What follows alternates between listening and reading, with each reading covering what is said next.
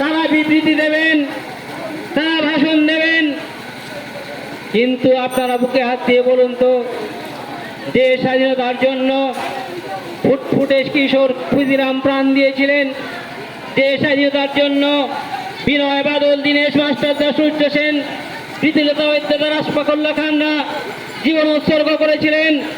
আজকের আমাদের দেশের সেই স্বাধীনতা আমরা প্রকৃত পেয়েছি কি? আমরা সেই স্বাধীনতা পেয়েছি কি?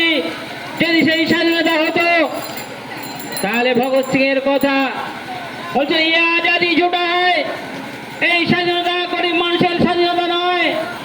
যে স্বাধীনতার স্বপ্ন দেখেছিলেন নেতাজি সুভাষচন্দ্র বোস, তার আজকের এই জিনিস হলো কেন, হতে পারলো কেন? এই প্রশ্ন সেদিন রূপে দিয়েছিল কমরেড শিবদাস ঘোষের তরুণ হৃদয়ে।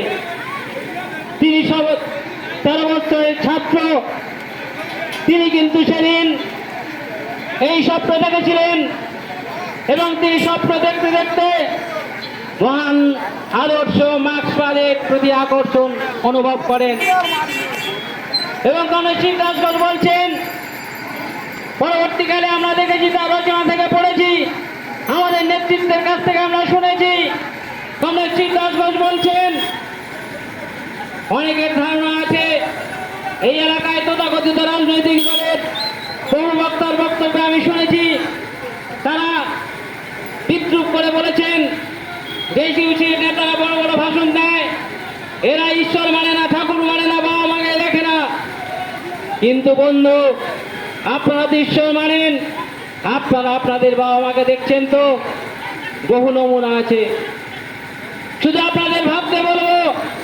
কমরেড শিবদাস ঘোষ বলছেন, শুধু শিবদাস ঘোষ নয়, মহান মার্ক্স বলেছিলেন যে মার্ক্সবাদীরা কোনোদিন ধর্মকে অস্বীকার করেনি, ধর্মীয় মানবতাবাদীদের আমরা শ্রদ্ধা করি।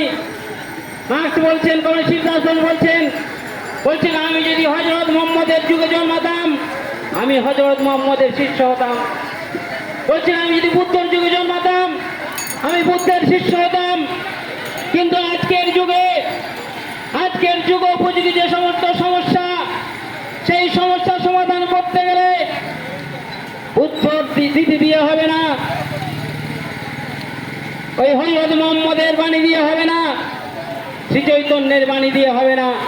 এরা সব বড় মানুষ ঠিকই, যীশুখ্রিস্ট, হযরত মুহাম্মদ, বিবেকানন্দ, রামকৃষ্ণ বড় মানুষ ঠিকই, কিন্তু আজকের দিনের যে সমস্যা কি? আজকের দিনের সমস্যা কি? আপনার বাড়ির বয়স্ক মানুষ, আপনার বাড়ির শিশু সন্তান, আপনার প্রিয়জন আজকের অসুখ